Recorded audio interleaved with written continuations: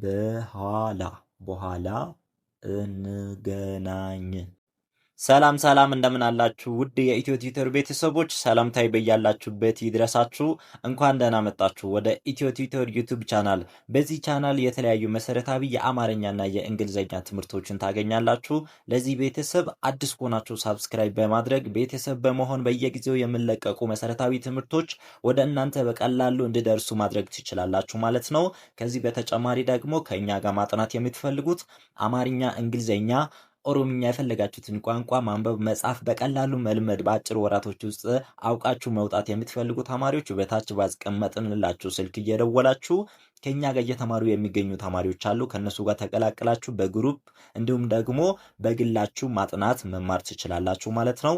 ዛሬ ደግሞ እንደተለመደው እናንተን ያስተምራል ይጠቅማል ብዬ ያሰብኩትን ቪዲዮ ይዤላችሁ መጥቻለሁ ማለት ነው። ቤተሰቦቻችን ከእናንተ የሚጠበቀው ደብተርና እስክሪብቶ አዘጋጅታችሁ እያንዳንዷን ነገር አማርኛውንም እንግሊዘኛውንም እየጻፋችሁ ትሞክራላችሁ ማለት ነው። ቤተሰቦቻችን ያው በዚህ ሰዓት እንደ እውቀት የሚጠቅም ነገር የለም። ስለዚህ እነኚህ ደግሞ ቀለል ያሉ ነገሮች ናቸው።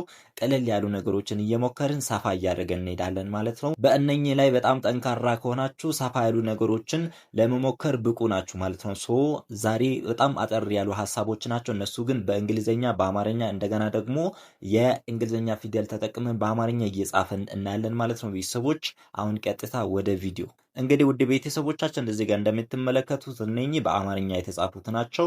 እነኚህ ደግሞ በእንግሊዝኛ ቋንቋ የተጻፉት ናቸው። እነኚህ ደግሞ የእንግሊዝኛ ፊደል ተጠቅመን በአማርኛ የጻፍኳቸው ናቸው። ግን ሀሳቡ ተመሳሳይ ሀሳቡ ነው ማለት ነው። የአማርኛው ሁለቱም ተመሳሳይ ነው ሀሳቡ፣ ያው የፊደል ልዩነት ነው ማለት ነው። ቤተሰቦች ሶ የመጀመሪያው ምን ትላለች? እንዴት አመሸ። እንዴት አመሸ። አያችሁ፣ እንዴት አመሸ። እንዴት አመሸ የሚለውን እንዴት ነው መጻፍ የሚችሉት? በትክክል ትጽፋላችሁ ወይ የሚለውን መጀመሪያ ቼክ ታደርጋላችሁ። ከዛ በኋላ ደግሞ በትክክል አነባለሁ ወይ፣ እንደዚህ ሰው ብጽፍልኝ በትክክል ማንበብ ይችላለሁ የሚለውን ራሳችሁን ትፈትሻላችሁ ማለት ነው። ሶ እንዴት አመሸ ለማለት ስንፈልግ ደግሞ በእንግሊዝኛ ወይም በእንግሊዝኛ ቋንቋ ምንድን ነው የምንለው ቤተሰቦቻችን? ስለዚህ በእንግሊዘኛ ቋንቋ ደግሞ ምን ማለት እንችላለን ማለት ነው? ጉድ። አያችሁ፣ እችኛውን ጉ ብለን ነው የምናነባት። ጎ ምናምን ሳይሆን ሁለት ደብል ሆኖ ሲመጣ መቼም እንደ ዩ ነው የምናነባት ማለት ነው። ስለዚህ ጉድ፣ እዛ ኢቭኒንግ፣ ጉድ ኢቭኒንግ። አያችሁ፣ ጉድ ኢቭኒንግ። ጉድ ኢቭኒንግ ካለን ምንድነው? እንዴት አመሸ እንደማለት ነው። ማለት ያው እንዴት አመሸ የሚለውን ትርጉም በቀጥታ ባይሰጥ፣ እኛ ለምሳሌ በአማርኛ ስንጠይቅ ያለፈውን ነው የምንጠይቀው። ለምሳሌ ወደ አመሻሽ ወደ ማታ አካባቢ ደርሰን እንዴት አመሸህ ነው ብለን ያለፈውን ነው የምንጠይቀው። እነሱ ደግሞ የሚመጣውን መልካም እንዲሆንላቸው ምናምን ይመኙለታል ማለት ነው። ሶ ሰላም ሲባባሉ ጉድ ኢቭኒንግ ብሎ ነው ሰላም ምሉት። ማለት መልካም ምሽት እንደማለት አይነት ትርጉም አለው ማለት ነው በእነሱ። ሶ ግን ምንድነው ሀሳቡ? እንዴት አመሸ እንደማለት ነው ማለት ነው። ጉድ ኢቭኒንግ። አያችሁ። ስለዚህ እንዴት አመሸ የሚለውን ደግሞ የእንግሊዝኛ ፊደል ተጠቅመን ስንጽፍ እንዴት አመሸ፣ እንዴት አመሸ።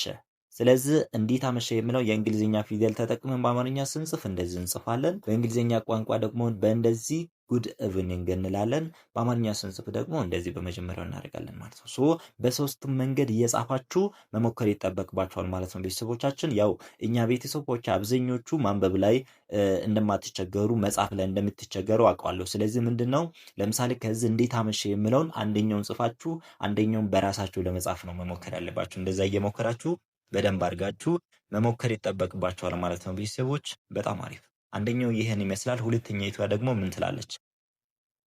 እንዴት ነህ። እንዴት ነህ። በጣም አሪፍ። አያችሁ፣ እንዴት ነህ ወይም እንዴት ነሽ ማለትም እንችላለን። እቺኛዋን ፊደል ሺ ካረግናት እንዴት ነሽ ነው የምንለው። ሶ ይሄኛውን ደግሞ በእንግሊዝኛ ቋንቋ ምንድን ነው የምንለው?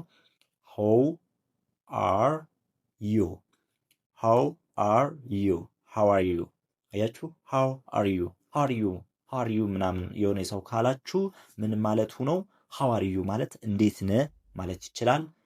እንዴት ናችሁ ለማለትም how are you፣ እንዴት ነሽ ለማለትም how are you፣ how are you። አያችሁ፣ እቺኛዋ በቀይ የተጻፈችው እቺኛዋ እንዴት ነህ ወይም እንዴት ነሽ ወይም እንዴት ናችሁ ለማለት እንጠቀማለን ማለት ነው። በጣም ቀለል ያሉ ሐሳቦች ነው ማመጣላችሁ። እናንተ መጀመሪያ ላይ ስለሆናችሁ እነኚህን ቀለል ያሉ ነገሮችን እየያዛችሁ ትሄዱና ከዛ በላይ ሰፋ እያደረግን እንሄዳለን ማለት ነው። ኦኬ ስለዚህ ይሄኛውን ደግሞ የእንግሊዝኛ ፊደል ተጠቅመን በአማርኛ እንዴት ነህ የምለውን ስንጽፍ እንዴት ነህ።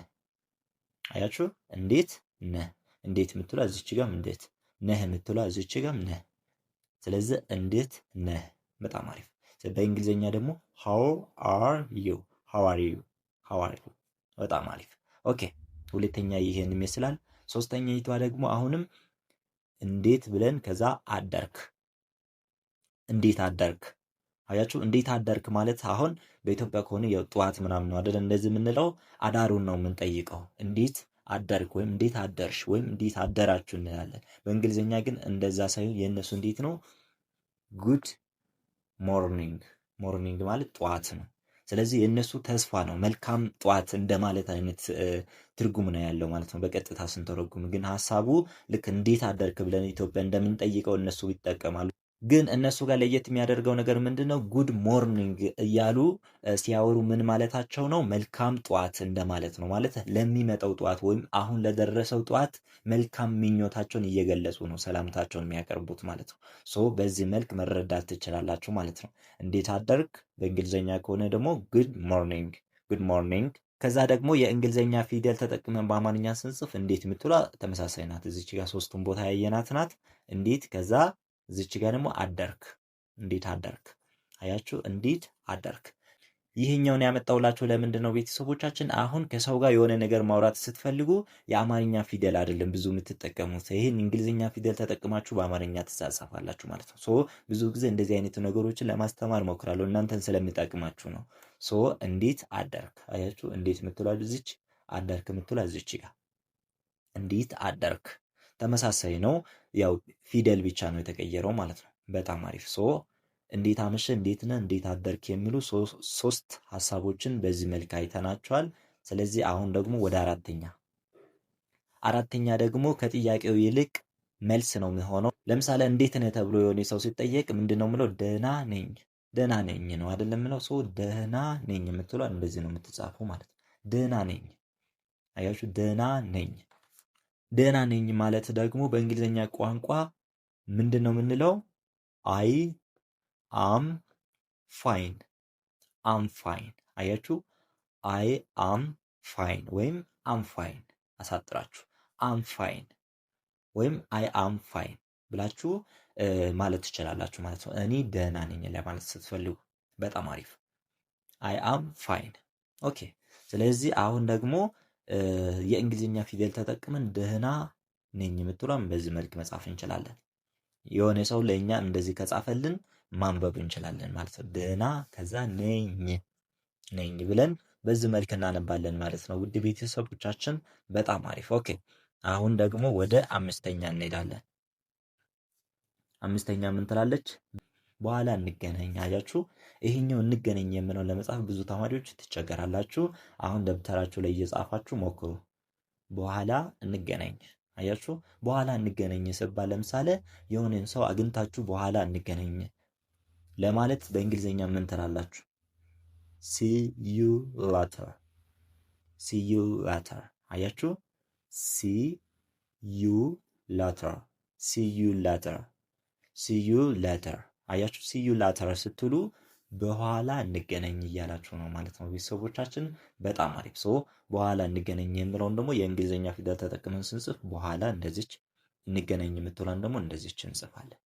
አያችሁ በኋላ እንገናኝ። በጣም አሪፍ። ኦኬ ስለዚህ አምስተኛውንም በዚህ መልክ ተመልክተናል። አሁን ወደ ስድስተኛ መልካም ቀን። መልካም ቀን መልካም ቀን። አያችሁ መልካም ቀን። በጣም አሪፍ። መልካም ቀን መልካም ቀን ሲባል ብዙ ጊዜ ለመሰንበቻ ነው አይደል የምንጠቀመው። መልካም ቀን ወይም መልካም ቀን ይሁንልህ ብለን ስንለያይ ምናምን እናሰናብታለን አይደለ? ሶ ይሄኛውን በእንግሊዝኛ ቋንቋ ምን ማለት እንችላለን? have a nice day have a nice day። አያችሁ have a nice day። በጣም አሪፍ። have a nice day ናይስ ዳይ ማለት ቀን ማለት ነው። ናይስ ማለት መልካም እንደማለት ነው። ስለዚህ መልካም ቀን ይኑር እንደማለት አይነት ትርጉም ነው ያለው ማለት have a nice day have a nice ታይም ምናምን ካልነው መልካም ጊዜ ለማለት ሃቭ አ ናይስ ታይም፣ መልካም ቀን ለማለት ሃቭ አ ናይስ ዳይ ምናምን እያለን መግለጽ እንችላለን ማለት ነው ሀሳቦቻችን። በጣም አሪፍ። ሶ በእንግሊዝኛ ፊደል ተጠቅመን ስንጽፍ ደግሞ መልካም ቀን። አያችሁ፣ መልካም ቀን።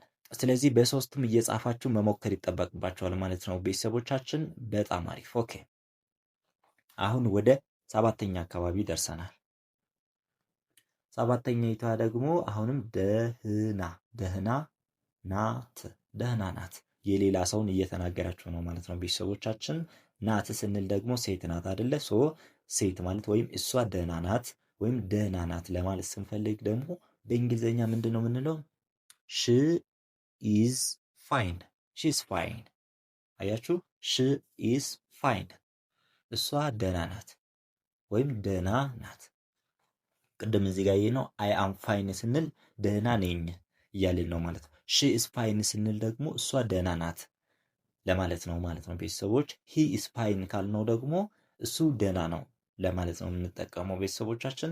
በጣም ቀላል ነገሮች ናቸው። እነኝን በቀላሉ እናንተ እንግሊዘኛ ዛሬ ብትጀምሩ መያዝ የምትችሏቸው አይነት ከዚህ በፊትም ሰምታችሁ የምታውቋቸው አይነት ነገሮች ናቸው። ስለዚህ እነኝን ነገሮችን ማወቅ በጣም ይጠቅማቸዋል ማለት ነው። ሺ ኢዝ ፋይን፣ እሷ ደህና ናት። ወይም የእንግሊዝኛ ፊደል ተጠቅመን ስንጽፍ ደግሞ ደህና ናት። አያችሁ፣ ደህና ናት። በጣም አሪፍ። ሶ ደህና ናት የሚለውን በዚህ መልክ ተመልክተናል። በአማርኛም እንደገና ደግሞ የአማርኛ ፊደል ተጠቅመን በእንግሊዝኛም ተመልክተን ከዛ ደግሞ የእንግሊዝኛ ቋንቋ ተጠቅመን ሺ ኢዝ ፋይን የሚለውን በዚህ መልክ አይተናል ማለት ነው ቤተሰቦች። በጣም አሪፍ። ኦኬ፣ አሁን ወደ መጨረሻ ደርሰናል። መጨረሻኛዋም ደግሞ በጣም ቀለል ያለች ናት። አሁንም ደህና፣ ደህና ሁኝ፣ ደህና ሁኝ። አያችሁ፣ ይሄኛው ለመሰናበቻ የምንጠቀመው አይነት ሀሳብ ነው ማለት ነው። ደህና ሁኝ። አያችሁ፣ ደህና ሁኝ ወይም ደህና ቆየልኝ ለማለት ስንፈልግ ምንድን ነው የምንለው በእንግሊዝኛ ቋንቋ? ጉድ ባይ። አያችሁ፣ ብዙ ጊዜ አሁን አብዛኞቻችን ስልክ አውርተን ምናምን ስንጨርስ ቻው ወይም ባይ ምናምን እንላለን አይደል? ይሄ ነው ማለት ነው። ባይ የምንለው እችኛዋ ናት፣ ሌላ ነገር አይደለም። ስለዚህ በእንግሊዝኛ ጉድ ባይ ካልነው ደህና ሁኝ ወይም ደህና ሁን ወይም ደህና ሁኑ እንደማለት ነው። ለሶስቱም ይሆናል። ደህና ሁኝ፣ ደህና ሁን፣ ደህና ሁኑ እንደማለት ነው ማለት ነው ቤተሰቦቻችን። ጉድባይ፣ ጉድባይ ብለን በዚህ መልክ እናስቀምጣለን ማለት ነው። ደህና ሁኝ የምለውን ደግሞ የእንግሊዝኛ ፊደል ተጠቅመን ስንጽፍ በዚህ መልክ ደህና ሁኝ፣ ደህና ሁኝ ብለን መጻፍ እንችላለን ማለት ነው። ውድ ቤተሰቦቻችን በጣም አሪፍና አስተማሪ የሆነ ቪዲዮ ነው።